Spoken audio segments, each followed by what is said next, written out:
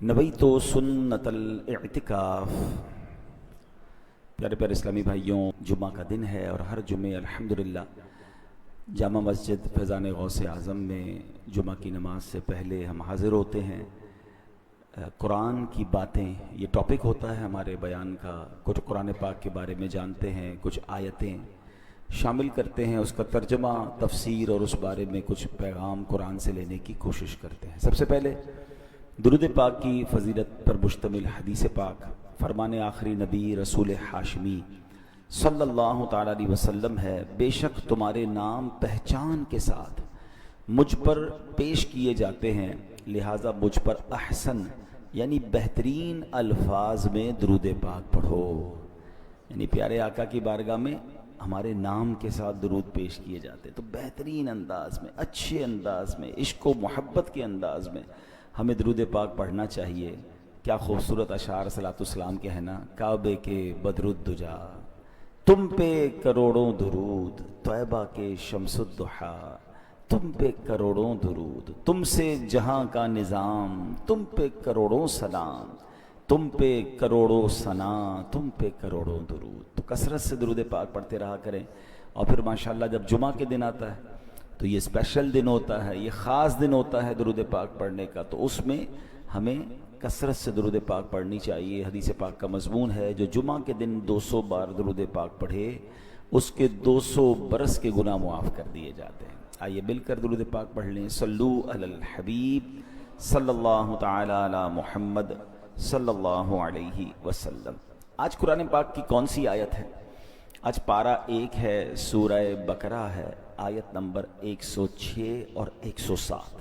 آج 2 آیتوں کی ہم تلاوت بھی سنیں گے، ترجمہ بھی سنیں گے، اور پھر اس سے ملنے والا پیغام۔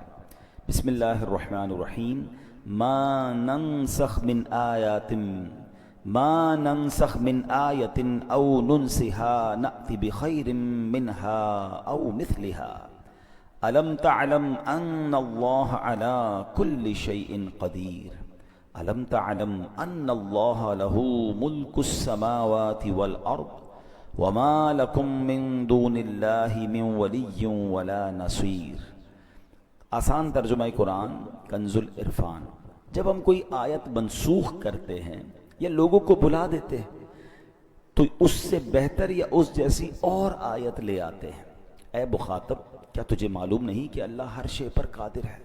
کیا تجھے معلوم نہیں کہ آسمانوں اور زمین کی بادشاہی اللہ ہی کے لیے ہے، اور اللہ کے مقابلے میں تمہارا نہ کوئی حمایتی ہے اور نہ ہی مددگار؟ آیت نمبر 106 107 پارہ نمبر 1 کی ہم نے تلاوت سنی ہے اور اس کا ترجمہ سنا۔ اب ان 2 آیات میں ایک بڑا اہم، بہت اہم مسئلہ بیان ہوا ہے، ویری امپورٹنٹ ٹاپک، جسے مسئلہ نسخ کہا جاتا ہے۔ یہ دراصل یہود کا ایک اعتراض تھا جس کا یہاں جواب دیا گیا ہے۔ یہود مسلمانوں کو ورگلانے کے لیے کیا کہتے تھے؟ دیکھو، محمد علیہ الصلوۃ والسلام پہلے کوئی حکم دیتے ہیں، بعد میں نیا حکم لے آتے ہیں، یعنی پچھلا کینسل ہو جاتا ہے، اب دوبارہ نیا آ جاتا ہے۔ تو اللہ پاک نے اس مقام پر یہود کے اس اعتراض کا جواب دیا ہے کہ یہ جو پچھلا حکم منسوخ ہوا، پچھلا حکم منع کر دیا گیا، نیا حکم قرآن میں آ گیا، اس کی وجہ کیا ہے؟ اور کیا خوبصورت انداز میں یہ بیان ہوا ہے۔ اب پہلے تو مسئلہ نسخ جو ہے، جس کو ناسخ و منسوخ بھی کہتے ہیں، کہ پہلے آیا بعد میں کینسل ہو گیا، پھر نیا حکم آ گیا، اس کی وضاحت ذرا غور سے سن لیجئے گا۔ یہ آئندہ آپ کو انشاءاللہ جو ڈسٹرب کرنا چاہتے ہیں وہ ڈسٹرب نہیں کر سکیں گے۔ اب ویسے تو یہ اتنا اہم ٹاپک ہے جو ہر بندے کے لیے آسانی سے سمجھنا مشکل ہے، کیونکہ یہ درس و تدریس کے ذریعے، یہ علم اور علماء کے ذریعے ایک لمبی بحث ہے، اور اسی کی وجہ سے بعض ملحدین، اسلام دشمن لوگ سوشل میڈیا پر آ کر بھی بکواس کرتے ہیں کہ جناب دیکھیں پہلے قرآن نے کیا حکم دیا، بعد میں حکم تبدیل ہو گیا ہے، معاذ اللہ۔ تو یہ اعتراض کرتے ہیں۔ تو اب 2-3 ایگزامپل کے ذریعے، دنیاوی ایگزامپل کے ذریعے، آسان مثالوں سے اس مسئلے کو سمجھ لیں جو ہم دنیا میں بھی پریکٹس کرتے ہیں۔ مثال کے طور پہ کہ بچہ پیدا ہوتا ہے، جب بچہ پیدا ہوتا ہے تو ایک خاص مدت تک اسے صرف ماں کا دودھ ہی پلایا جاتا ہے اور کچھ نہیں کھلایا جاتا۔ ایک وقت آتا ہے پھر اسے کچھ ہلکی ہلکی ٹھوس غذا دینا شروع کی جاتی ہے، لیکوڈ ہوتا ہے مگر تھوڑا گاڑھا لیکوڈ ہوتا ہے، اور پھر ایک وقت آتا ہے کہ ماں اپنا دودھ چھڑا دیتی ہے اور پھر اسے نرم غذا، تھوڑے عرصے بعد پھر روٹی بھی کھانے لگتا ہے۔ وہ جتنا بڑا ہوتا جاتا ہے اس کی غذا ٹھوس ہوتی جاتی ہے، سالڈ ہوتی جاتی ہے۔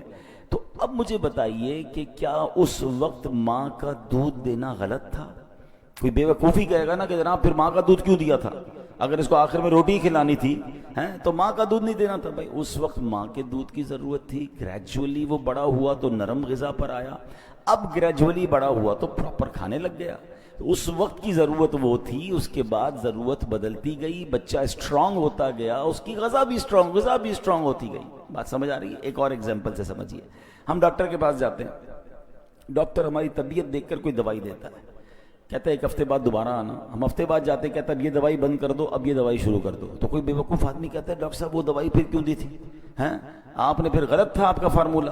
بھائی ڈاکٹر کو پتا ہے کہ ابھی بیماری ایسی ہے کہ اینٹی بائیوٹک دینی ہے، ایک ہفتے بعد ابھی نارمل کی پوزیشن میں آ رہا ہے تو اینٹی بائیوٹک ختم، اب اور کوئی دوائی دینی ہے۔ ڈاکٹر جانتا ہے نا کہ ہم جانتے ہیں۔ اچھا ڈاکٹر پر اعتراض نہیں ہے، بلکہ کہتے ہیں ڈاکٹر صاحب بہت اچھا ہے۔ اچھا بعض اوقات کہتے بھی ہیں جتنی بھی دوائیں پڑی ختم، اب یہ نہیں کھائیں گے آپ، اب دوسری کھائیں گے، کیونکہ جو ٹارگٹ اچیو کرنا تھا، جو ہماری طبیعت میں بدلاؤ لانا تھا، وہ ڈاکٹر نے 4-5-6 دن میں حاصل کر لیا۔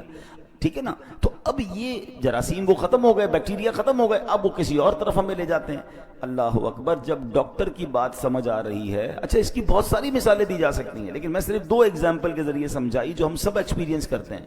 ہم سب بچے تھے، چھوٹے تھے، ہماری غذا اور تھی، بڑے ہوئے ہماری غذا بدلی، ہمارے بچے ہوتے تو ان کی غذا بچپن میں کچھ اور ہے، آگے جا کے کچھ اور ہے۔ تو اس وقت اس غذا کی ضرورت بھی صحیح فیصلہ تھا، بعد میں غذا کا امپروو کرنا بھی صحیح فیصلہ ہے۔ اس وقت اس دوائی کا ڈاکٹر کا فیصلہ بھی ٹھیک تھا، بعد میں اس دوائی یا اس فارمولے یا اس کورس کو ختم کر کے دوسرا کورس شروع کرنا بھی ڈاکٹر کا عموماً صحیح فیصلہ ہوتا ہے۔ تو اب میرے پیارے اسلامی بھائیوں، اب یاد رکھیے کہ رب کریم سبحان اللہ اب یہاں مثال سمجھانے کے لیے دی ہے، یہ ناسخ و منسوخ کی رب کی مرضی، وہ مالک خالق، اس کی مرضی کون سا حکم پہلے عطا فرمائے بعد میں اسے منع فرما دے۔ اب اس میں رب عز و جل جو ہے سبحان اللہ وہ بہت حکمت والا ہے، وہ نہایت حکمت اس کی جو ہے وہ نہایت کامل و اکمل ہے۔ اس نے خاص حکمت کے تحت ہمیں ایک حکم دیا، اور اللہ اپنی حکمت کے ذریعے جانتا ہے کہ میرے بندے اس حکم پر 2 سال عمل کریں گے، جو تبدیلی ان کے اندر چاہیے وہ 2 سال میں آ جائے گی۔ جب 2 سال مکمل ہو گئے تو رب کریم نے وہ حکم منسوخ فرما دیا، کینسل ہو گیا، نیا حکم آ گیا۔ اسی کو نسخ کہتے ہیں۔ اس میں ہمارے لحاظ سے تو حکم تبدیل ہوا، لیکن حقیقت یہ ہے کہ جب نیا حکم آیا تو پتا چلا وہ پرانا حکم 2 سال کے لیے ہی تھا، اس کو 2 سال ہی رب کی مشیت تھی، 1 سال ہی تھا۔ تو اے میرے پیارے اسلامی بھائیوں، یہ میں نے ایک ایگزامپل کے ذریعے سمجھانے کی کوشش کی ہے، ورنہ ناسخ و منسوخ کا جو علم ہے یہ علماء اس پر پوری ڈیبیٹ کرتے ہیں، یہ سمجھیے پوری ایک سائنس ہے جس کو سمجھنے کے لیے بہت وقت چاہیے۔ اب آتے ہیں، جو بندہ درس و تدریس سے وابستہ ہو، جو قرآن کا درس دیتا ہو نا، اس کے لیے ایک لازمی چیز یہ ہے کہ وہ مسئلہ نسخ کو اچھی طریقے سے سمجھتا ہو کہ کون سی آیت پہلے نازل ہوئی، ٹھیک ہے، کون سی بعد میں نازل ہوئی، کس حکم کو منسوخ کر دیا گیا، کون سا حکم ابھی باقی ہے، یہ تفصیلات معلوم ہونی چاہیے۔ ورنہ بعض اوقات بندہ اس آیت پر بحث کر رہا ہوتا ہے، بیان کر رہا ہوتا ہے، سوشل میڈیا پہ کلپ بنا رہا ہوتا ہے جو پہلے ہی منسوخ ہو چکی ہے۔ تو یہ ہر بندے سے علم دین نہیں سیکھنا چاہیے جو اس نالج کا ماہر ہو۔ قرآن کو بیان کرنا ہر بندے کا کام نہیں ہے۔ اب دیکھیے الحمدللہ ہمارے پاس، آپ نے دیکھا ہوگا میں جب بھی جمعے کا بیان کرتا ہوں یا ہمارے امام صاحبان کرتے ہیں، وہ لکھا ہوا بیان ہوتا ہے۔ اگر ہم مفسر قرآن نہیں ہیں تو ہم پر اب یہ لازم ہے کہ مفسر قرآن اور صحیح العقیدہ مفتی نے جو لکھ کر دیا وہ بیان کریں۔ اپنی طرف سے جناب قرآن پاک کی کوئی بھی آیت کھولی اور ترجمہ تفسیر کرنا شروع کر دی، یہ تو بندے کو ہلاک کر دیں گے۔ اب آپ میں سے کسی کے ذہن میں سوال آئے گا، کیا اس کا مطلب قرآن کو کوئی بیان کرے گا اور ہلاکت ہوگی؟ اب غور سے سنیے جو میں بتانے جا رہا ہوں۔ مولا علی شیر خدا کرم اللہ تعالی وجہ الکریم، ان کے علم کا عالم کیا ہے؟ ان کے علم کی تو مطلب اس کی دلیل دینے کی ضرورت نہیں، نبی پاک کا یہ جملہ ہی کافی ہے کہ میں علم کا شہر ہوں اور علی اس کا دروازہ ہے۔ آپ کیسے عالم تھے نا، سنیں مولا علی کا کیا زبردست مائنڈ سیٹ تھا۔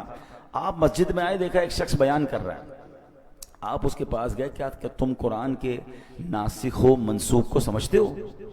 تو عرض کیا حضور میں تو نہیں جانتا اس کے بارے میں۔ تو آپ نے اس بندے کو مسجد سے باہر نکال دیا۔ مولا علی نے اس بیان کرنے والے کو مسجد سے باہر نکالا اور کیا فرمایا؟ ہلکتا و اہلکتا، یعنی تو خود بھی ہلاک ہوا اور تو نے دوسروں کو بھی ہلاکت میں ڈال دیا۔ یعنی یہ اٹس ناٹ مطلب کوئی گیم نہیں ہے، یہ کوئی آسان بات نہیں ہے۔ قرآن پاک میں وہ احکام موجود ہیں جو منسوخ ہو گئے ہیں، اور قرآن پاک میں وہ احکام بھی موجود ہیں جو بعد میں آئے ہیں، وہ منسوخ ہونا بھی رب کی اعلیٰ شان اور حکمت کی وجہ سے، اور اب نیا جو آرڈر آیا وہ اس وقت کی ضرورت کے لحاظ سے، تو یہ ہمیں پتہ ہونا چاہیے۔